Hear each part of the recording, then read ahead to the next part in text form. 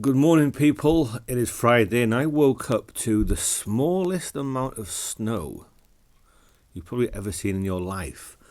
It's the most snow I've seen here in 10 years. And it's nothing. You couldn't even go out and make a snowball. But it looks kind of nice. Anyway, the films that I watched this week, we won't be here long because most of what I've seen, everyone knows. So we start off the week with the masterpiece of films, the greatest Batman film we've ever seen, with the greatest Batman we've ever seen, The Batman. And I disagree with both of those statements. The Batman. I give it an 8 out of 10. I liked it. I liked the tone of Gotham. I liked the tone of the film. I liked the look of Gotham. I liked the music. I liked Pattinson in the suit sometimes. Other times I wasn't sure about him. I don't give a shit what he's like as Bruce Wayne. What actors are like as Bruce Wayne, I couldn't give a flying fuck. I just couldn't. But I'm not wholly convinced on Robert Pattinson. But at times he was alright. Now, whether he's in the suit when the fight scenes go down, I don't know, and I don't really care. But the fight scenes were smooth. They were well shot. And probably the best Batman fight scenes in a live-action film that we've had. I don't think it's quite as good as the warehouse scene in Batman vs Superman. But, yeah, overall, I liked the film. It's a little bit long, dragged in a few places, was a bit dull in other places.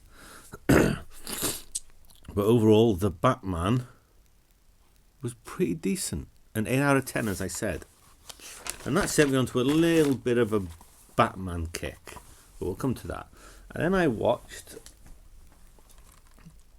Die Hard 2, which is basically the same as the first film, but it's in an airport and it's set on Christmas. Everyone knows Die Hard. I give that a 7. I didn't mind it. I didn't mind it. Like, I've never seen the damn thing before. Then I watched Batman Begins. Hadn't seen this in 2 years. I watched it again. And I love it. The fight scenes have always let the entire trilogy down, but not to the point where it ruins the film. And you could probably get more Batman in The Batman than in any other Batman film, live action. But Batman Begins, I love it. I give it a 9 out of 10. Absolutely fantastic when it's finished. I am highly satisfied with my film of choice for the evening. Then I watched a Christmas Batman film, Batman Returns. Also a superb Batman film. There's a Batman film for everyone. Just like there's a Bond for everyone, there's a Batman for everyone. My dad's Batman would be 1960s Adam West. But everyone knows Batman Returns, a superb film. I give that an 8. Then we dropped down a little bit in quality. Nativity 3. I said I'd watch Nativity 3 because of Martin Clunes. Same kids, all a little bit older now. And this same annoying classroom assistant guy. But the school mistakes Martin Clunes for a teacher when he's an inspector. Gets kicked by a mule, loses memory to go off on a massive trip to get his memory back. Ends up in New York. More heart than I thought it would have towards the end. But I give it a 4. Not exactly stellar. 2014. Then a film called The Night Before with Seth Rogen, who I don't like, Joseph Gordon-Levitt, who's never done anything really for me, Anthony Mackie, who's never done anything for me, and Michael Shannon, who's decent in a few things. But this is a group of friends, childhood friends. They've all gone different ways, but every Christmas they tradition get together. They're looking for a holy grail of Christmas parties called the Nutcracker Ball. This big secretive thing. The last Christmas, one last time. And it's just all sorts of nonsense and daftness and stupidness and silliness happens. I give it a 6. I liked more of it than what I didn't. But again, I wouldn't watch that again. Same goes for this one, 2008, 4 Christmases. Vince Vaughn and Reese Witherspoon are a couple.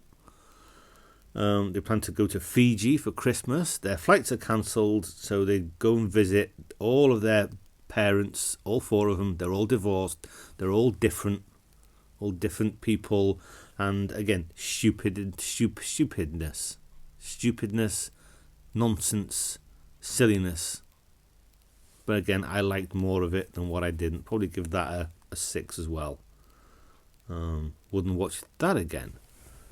Whereas the next bunch, I would definitely watch again. And I have watched before. Home Alone. Fantastic. The remake of Miracle on Home Alone gets an 8. Miracle on 34th Street. Hadn't seen the remake for a while. Everyone knows that. Guy claims to be Santa Claus. He goes to court to prove he is Santa. The guy from Jurassic Park, 1994. Give that one an 8. 1998's Jack Frost.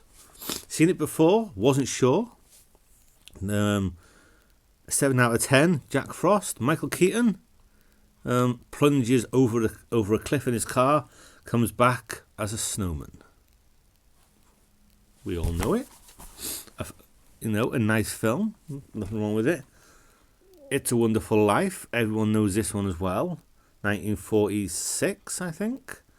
Has a colorized version, or as I like to call it, the bastardized version. Everyone knows it. An 8 out of 10. And then finished off with Love Actually. Lots of British people, directed by a British person. Lots of different stories entwined, and they all come together at the end. Been getting a lot of flack and a lot of, I won't say hate, but I saw it in something that the director of this film, Richard Curtis, feels a bit stupid now that this film isn't more diverse. No, you don't think that. You think it's the right thing to say. You think it's the good thing to say today. No, it's not. This was filmed 20 years ago. Get over yourself. It's harmless fun, sad, happy, daft, silly. I give it an 8 out of 10 because I seem to watch that every year. Whether you'll like all the characters and like all the stories in it, probably not, but there's lots of different people and lots of stuff going on. But that's it. That's everything I watched this week. And got my Christmas hat on. Christmas decorations are up. Christmas tree is up. And we're getting closer to Christmas. Is everyone excited? Yay. See you next week, people.